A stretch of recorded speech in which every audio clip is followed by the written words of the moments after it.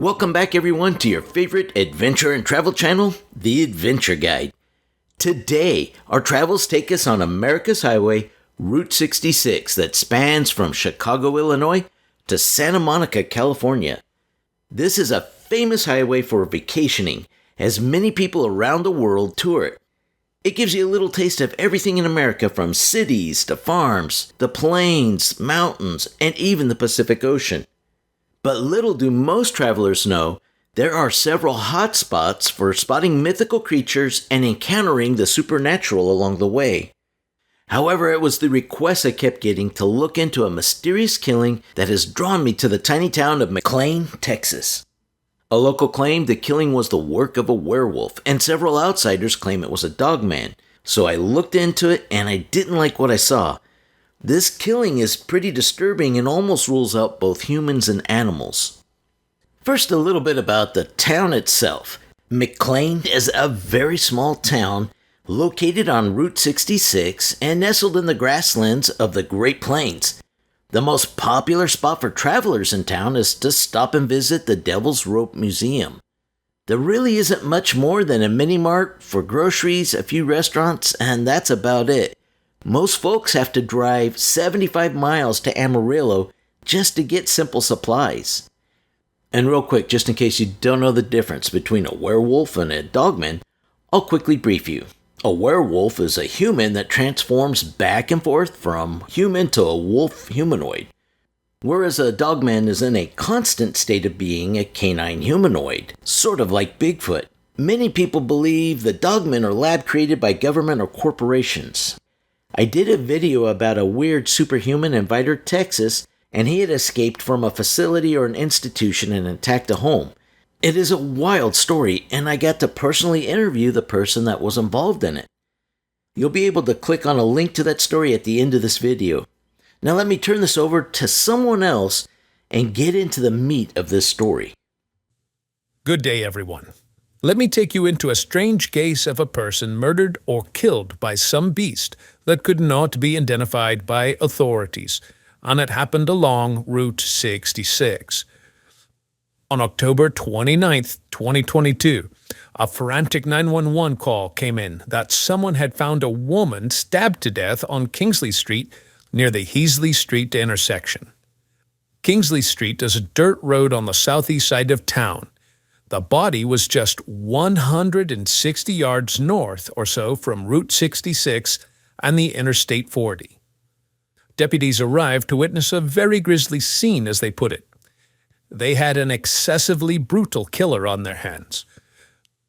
Justice of the Peace Karen Goodman had the great misfortune of witnessing the bloody crime scene and having to pronounce the victim dead at the scene, which was being investigated by both Great County Sheriff's Department and the Texas Rangers.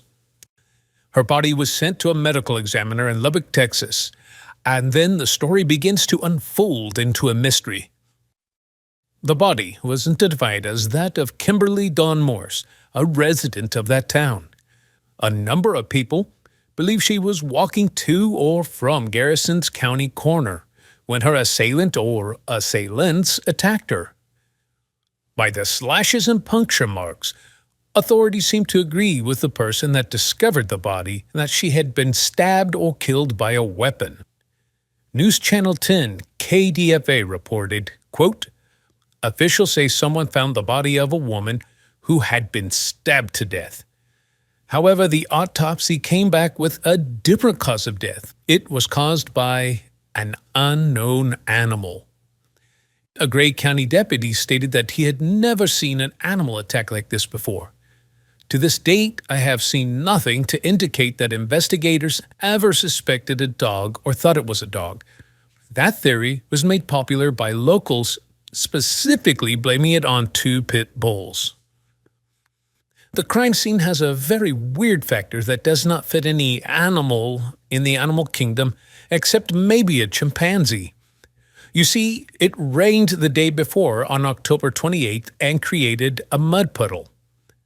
This puddle was only 10 feet from the location where Kimberly was killed. Whatever the beast was that killed her, it removed her boots, her socks, her pants, and her panties. It left her naked from the waist down. If you watched one of the previous videos on this channel titled Real Case, the Texas Werewolf Killing, we learned that dogs often strip their victims. Very often, the bodies of dog killings are found with no clothing. But here is the kicker that indicates it was not a dog, but a humanoid-type killer. On one of the last reports of the murder, once again by News Channel 10 KDFA, they reported the following quote: "How could a dog or a wildcat take off her pants, her socks, her boots, and her panties? And not only that, but take and put them all in a mud puddle 10 feet away from her," said Summer Mohadi, daughter of Kimberly Morris. End quote. You see, a dog would violently rip off the clothing, not simply taking the clothing off, and it would be found right by the body and probably spread about in a chaotic pattern. The killer of Kimberly took the clothes and threw them or put them in a mud puddle 10 feet away. That is reflective of pattern thinking. The most damning thing of all is the killer or killers were not four-legged animals.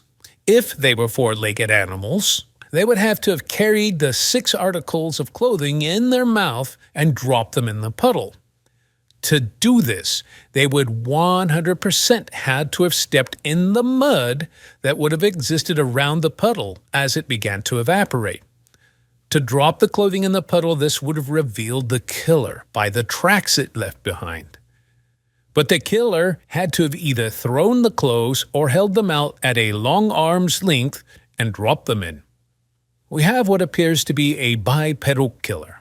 And again, deputies told ABC News there were no eyewitnesses or any knowledge of what animals were involved.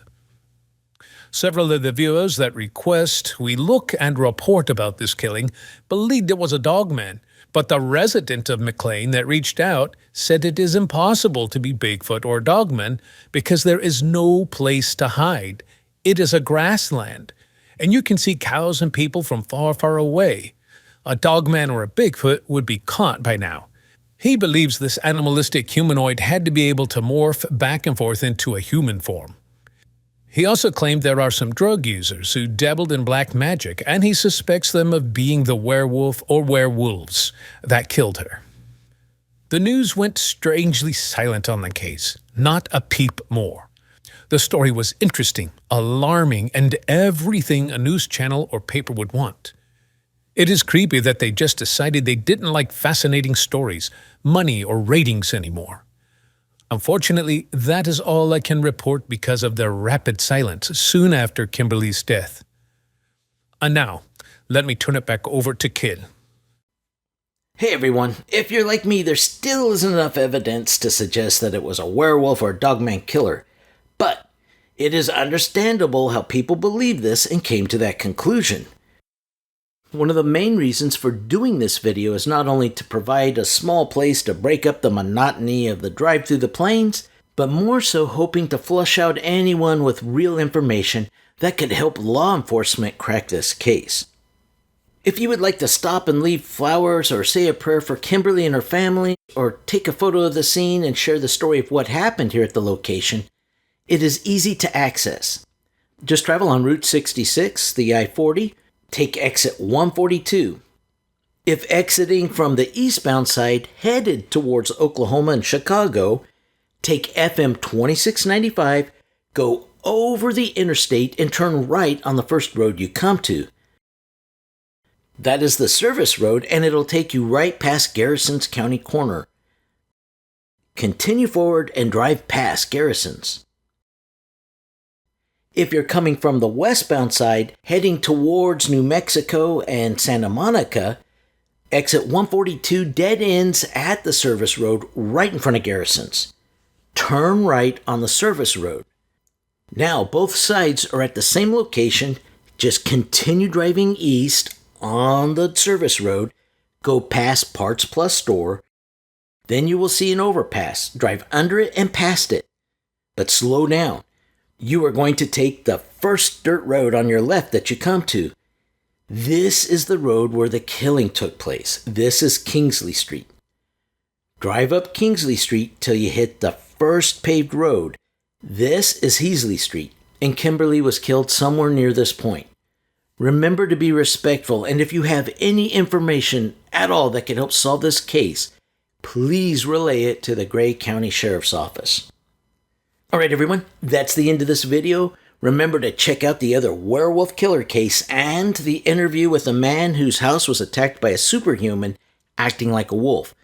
Also be sure to hit that like button, subscribe, and until next time we're off on another adventure, God bless.